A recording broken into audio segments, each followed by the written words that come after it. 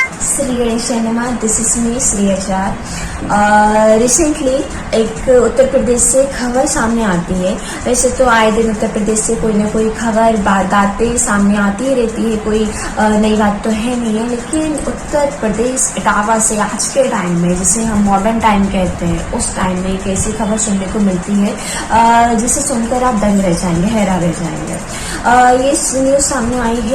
पहलगांव में जाति ने धर्म पूछकर वहाँ पे गोली मारी थी। वहाँ पहलगांव हमले के बाद ऐसी घटना सुनने को मिलती है तो रूह कांप जाती है कि लोग आज भी ऐसी मेंटालिटी के लोग इस भारत जैसे देश में रह रहे हैं।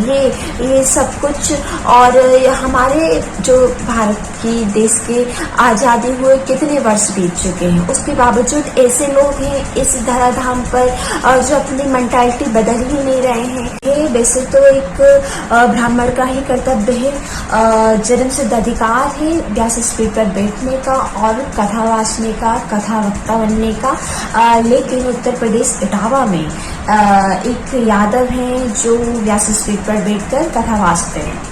तो यहाँ पर जो इटावा के जो ब्राह्मण थे, उन्होंने जो यादव कथाकार थे, व्यास थे, उनको इसकी सजा दी है। वो क्या सजा दी है? उनको अपमानित किया है, अभद्र भाषण दिए हैं, उनको मिथ्याचारी भाषण दिए हैं, और उनको अनर्गल से बहुत से शब्द गए हैं जो ना सुनने योग्य हैं। उनको जमीन नाक पर रगड़वाई है। और यही नहीं, यही बात खत्म नहीं होती, उनका जो सर है वो मुंडन करवा दिया। इतना अपमान किया।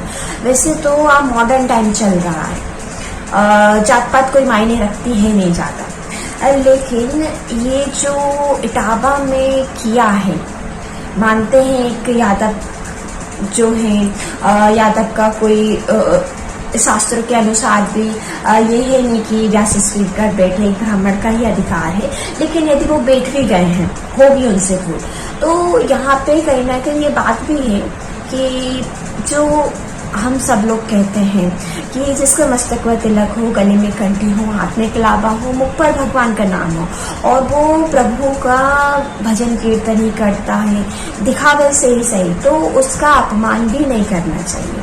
और वहाँ पर वो व्यास एक कथाकार है जो यादव है, तो उनका तो बहुत ज्यादा अपमान हुआ है।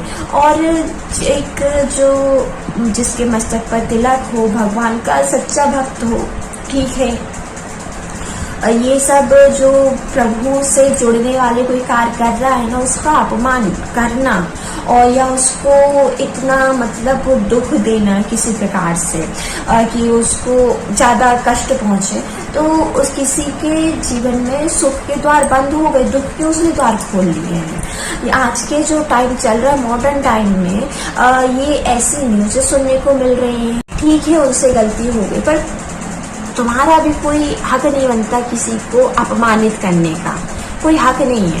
तो यहाँ नरेंद्र मोदी जी से और योगी आदित्यनाथ जी से यही दरख्वास्त है, अपील है कि आप इस पे सख्त से सख्त कोई नियम बनाएं और कार्रवाई करें, और जो कि ठीक नहीं है, गलत है तो गलत के लिए तो सजा होनी चाहिए, और ताकि ऐसा कोई दोबारा नहीं करे, और ऐसा यदि कोई करता है तो 100 दफा सोचे। इसका एक नियम बनाया जाए और इस पर बहुत विचार विमर्श करके कोई सख्त कार्रवाई की जाए। Thanks for watching. Hare Krishna, Shri Krishna, bye, take care.